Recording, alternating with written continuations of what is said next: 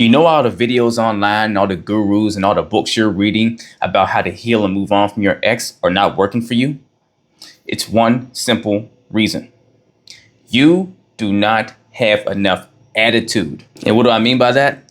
You're not fed up enough, right? You think you are, but you're not fed up enough to the degree that you are willing to go run through a wall, climb a mountain to get over this past relationship, to truly put your ex in your past. And I don't mean just doing enough to heal and stop hurting immensely every day. You eventually gradually get over your ex and you kind of move on with life and you're kind of gracefully doing it until something with your ex pops up or you see something and you're triggered again or whatever, to where you're kind of healing, but you're not really.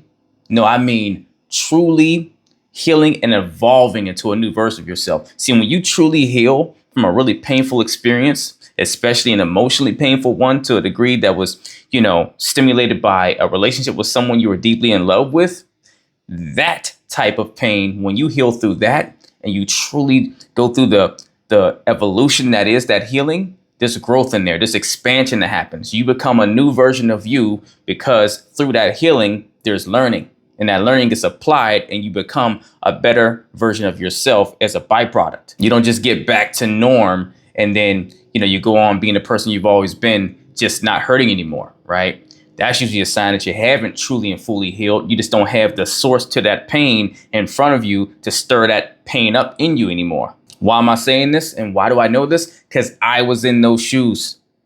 And really, it was me being so sick, so tired, and even frustrated with myself that I couldn't get that emotional energy out of me and stop feeling the pain and stop feeling the hurt I was feeling, that really pushed me to a different place to test my limits in ways I never had, to get aggressive and almost angry. I had to almost get upset at myself that I couldn't conquer this pain that was there. And it made me be more diligent and become obsessed with making sure if I did nothing else, I was going to nullify those emotions I had. And let me be clear here.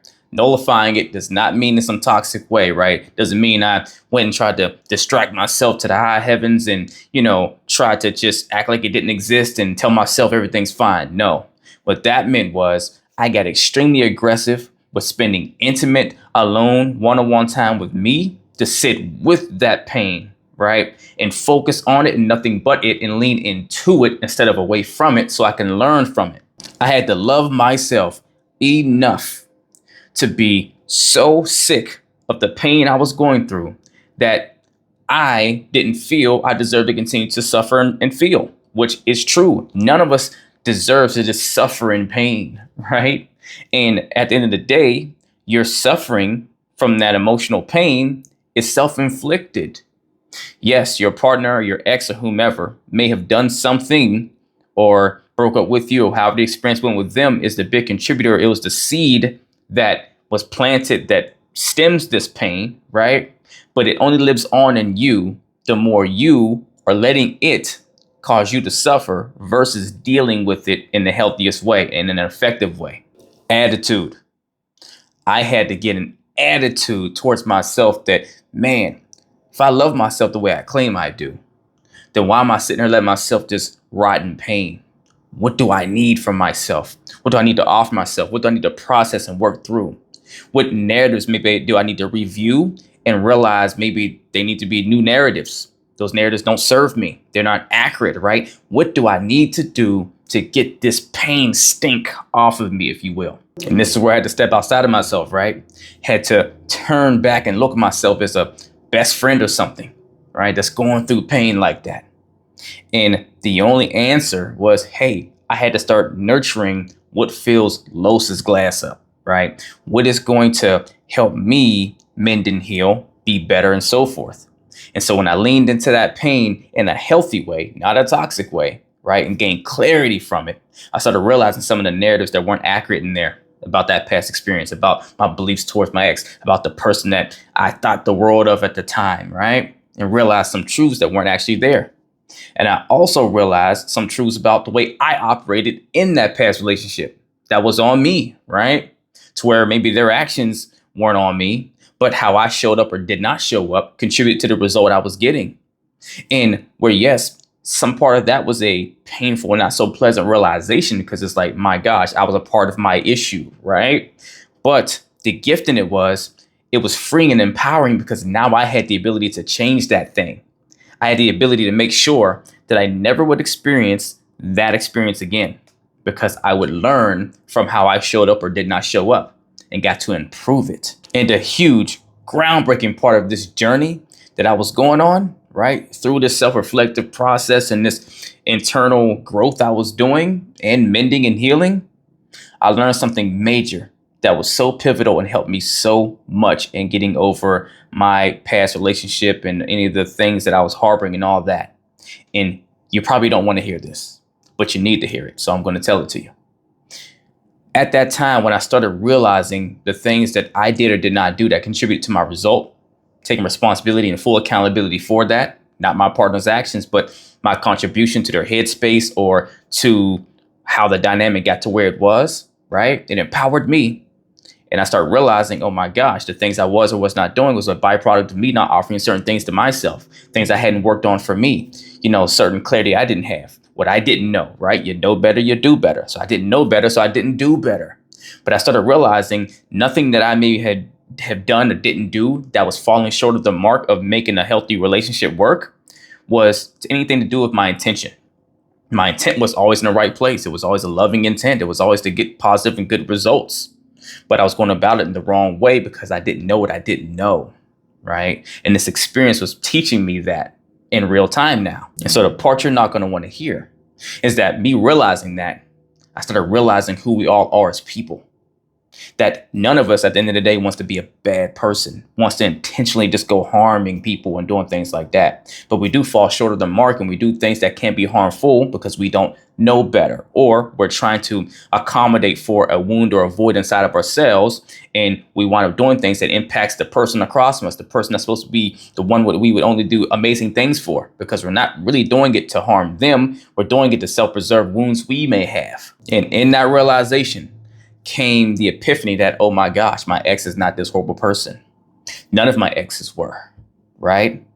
They all were doing the exact same thing for whatever their dynamic was that I was doing, or they were not doing things that like I wasn't doing for the same similar reasons for whatever their journey was, whatever ignorance they had, right? Whatever wounds they were still nurturing, right? And it allowed me to offer myself the grace to forgive myself for what I feel I allowed and I put up with in those relationships. And even for the things maybe I did that I look back and said, man, that wasn't right.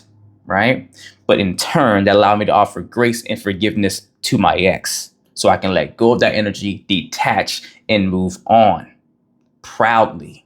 And I know you don't want to hear that maybe because all that anger you have towards your ex is helping you to kind of not feel weak in the situation and feel so broken by what they did. And to give you someone to put a target on to place all of your pain towards instead of owning a lot of it or owning all of it.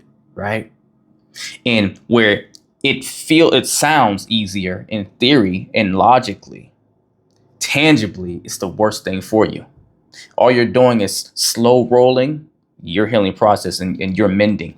All you're doing is self-sabotaging your ability to get back to the centered space or get to a centered space you've never been in before to actually be able to have a chance to have the relationship you really want, you really deserve. All you're doing is robbing you by holding on to resentment for them. All you're doing is robbing you by spending more time focusing on them instead of your healing. You're robbing you, and if you love you enough, don't you deserve to offer yourself everything?